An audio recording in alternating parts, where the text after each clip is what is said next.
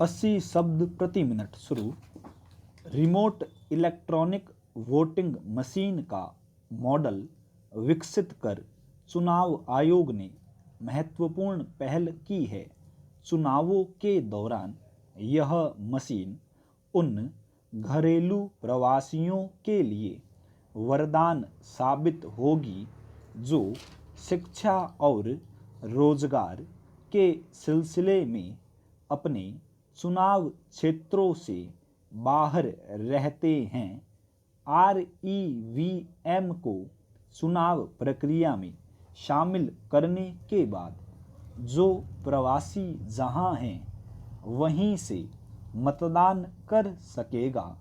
चुनाव आयोग 16 जनवरी को नई दिल्ली में इस मॉडल का प्रदर्शन कर राजनीतिक पार्टियों से सुझाव और आपत्तियां आमंत्रित करेगा।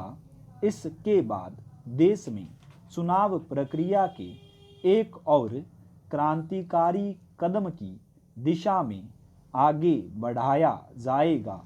इसी तरह की क्रांति की शुरुआत 1982 में हुई थी, जब केरल के एक विधानसभा क्षेत्र में पहली बार EVM का प्रायोगिक तौर पर इस्तेमाल किया गया था। जिस तरह EVM ने चुनाव प्रक्रिया की तस्वीर बदली, उसी तरह का बड़ा बदलाव REVM का दौर शुरू होने के बाद देखने को मिलेगा। दरअसल चुनावों में कम मतदान प्रतिशत चुनाव आयोग की सबसे बड़ी चिंता बना हुआ है। लोकतंत्र की मजबूती की दृष्टि से यह वाकई चिंताजनक है कि कई चुनाव क्षेत्रों में करीब आधी आबादी की मतदान में सहभागिता नहीं होती। चुनाव आयोग के मुताबिक अपने चुनाव क्षेत्रों से बाहर रहने के कारण करीब 30 करोड़ मतदाता से वंचित रह जाते हैं।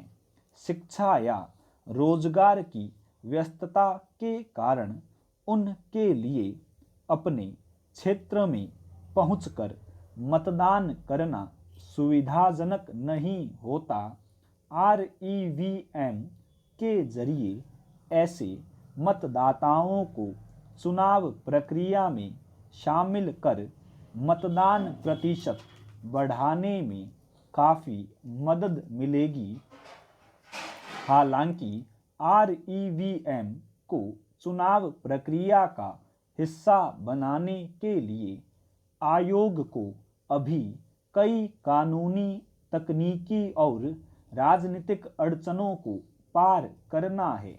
जिस तरह मतदाता पहचान पत्र की आधार कार्ड से जोड़ने के प्रस्ताव पर सवाल उठे थे, उसी तरह अब REVM को लेकर भी विपक्षी दल शंकाएं उठा रहे हैं।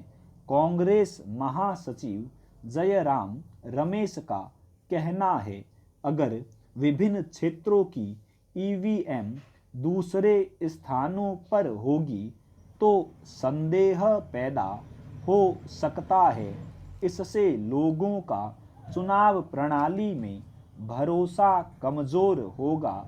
दूसरी तरफ पूर्व मुख्य चुनाव आयुक्त SY कुरैशी ने इसे शानदार पहल बताते हुए कहा कि यह अच्छी बात है कि आयोग यह सब लोकतांत्रिक तरीके से कर रहा है। लोकतंत्र का हित इसी में है कि घरेलू प्रवासियों के मतदान से दूर रहने की समस्या के समाधान के लिए नकारात्मक की बजाय सकारात्मक रवैया अपनाया जाए। स्टॉप।